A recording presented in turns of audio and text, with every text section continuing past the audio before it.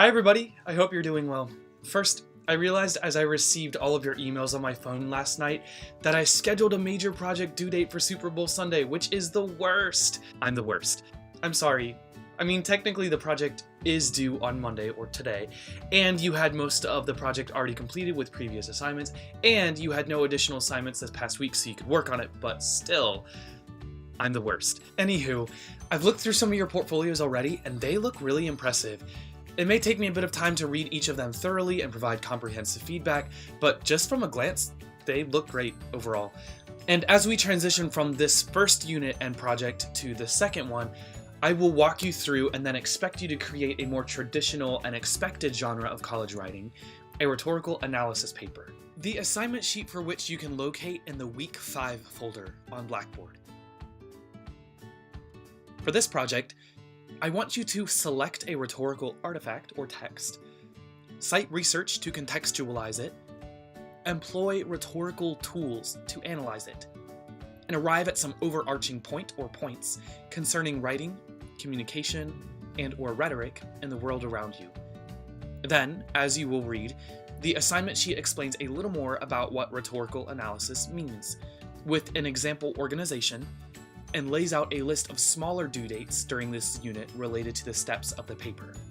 Rhetorical analysis is basically choosing a piece of communication, like a speech, a performance piece, an advertisement, a song, a music video, then describing its context with details like the date and the audience, because as we'll learn from upcoming readings, these details really matter.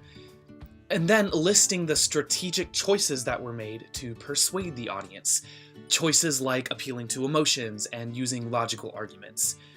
And then finally, assessing whether you think the communication was successful or not, and drawing in the implications or conclusions from your rhetorical study. We will learn tons more about this in upcoming readings. But one quick tip: avoid a literary analysis. I'm not looking for your interpretation of a novel or poem or song or movie with devices like symbolism and foreshadowing, like you might have done in high school.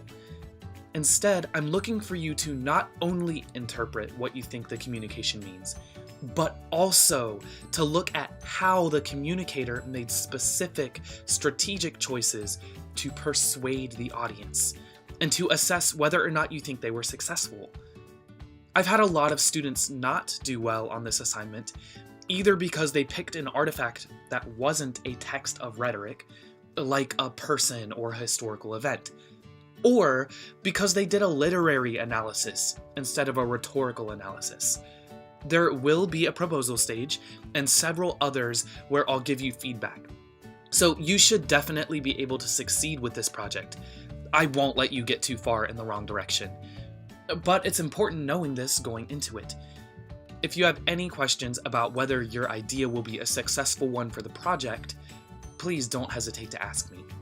Also, I've provided a million examples from students who completely slayed this project in the past, as well as examples that I've written myself. Okay, so that's just a breeze through the current unit, but this week, all you have to focus on is reading the Project 2 assignment sheet and the Significance and Exigence handout, reading the Everyday Writer, pages 91 to 107, completing the reading quiz, and proposing your project topic with specific instructions as your Blackboard discussion post. So lots to think about this week, but I think it's all amazing stuff. Let me know if you have any questions, as usual, and I'll be eager to answer them. See you next week, and I'm the worst. Good luck!